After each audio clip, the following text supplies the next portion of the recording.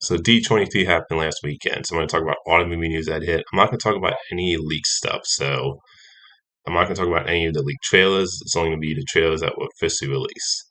So the first thing I'm going to talk about is Mufasa had a second trailer. I thought this was a great second trailer. The first trailer I thought was decent, but I felt like this trailer got more into the story.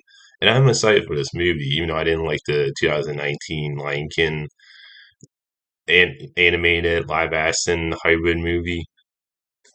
But I'm really excited for this movie because I think the story sounds like it could be really compelling. Like what I love about the second trailer is that you see, like I said, them show more of the story when it comes to young Mufasa, him becoming a king, how he becomes the king that he is in the Lion King movie, and seeing him and Scar when they were brothers before Scar becomes a bad guy. I think that's just a really compelling story you could tell.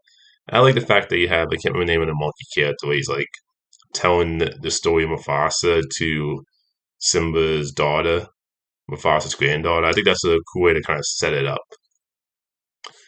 And like I said, I just think that could be a really compelling story. The visuals look great. I love the look of the bear guy, the bear tigers in there with the white tigers. The only thing I'm worried about with this movie is I do think when they're talking, it does look better when it comes to showing them when it comes to the characters showing emotion this time. But I'm still not. It still has that like look to it where I'm not co- like completely buying when they're talking. It just looks so realistic, and that was kind of one of the issues I had with the 2019 film. But maybe when I watch the movie, you know, it like I won't have that problem when I see the movie. But overall, I think this is a great second trailer. I can't wait for Mufasa. Next topic is Snow White.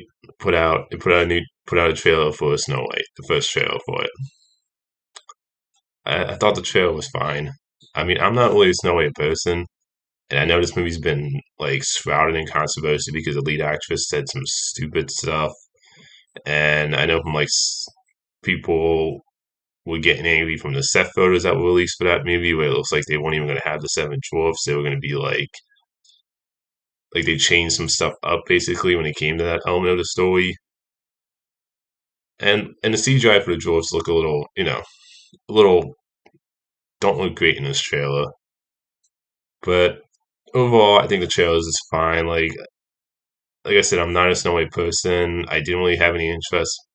Not and like my in, like I didn't have any interest in this movie. Not on the fact that the lead actress says some stupid stuff, or the fact that it sounds like originally they weren't going to have the Jaws and they were going to be like thieves or something like that. I just like don't really. It's not. I've never been interested in the idea of doing a Snow White live action remake. And I'm just not really, like I said, I'm not a Snow White person. Like the animated movie is not really one of those movies that I'm attached to. So it's just like a story that doesn't really interest me personally. But I hope the movie ends up being fun with it.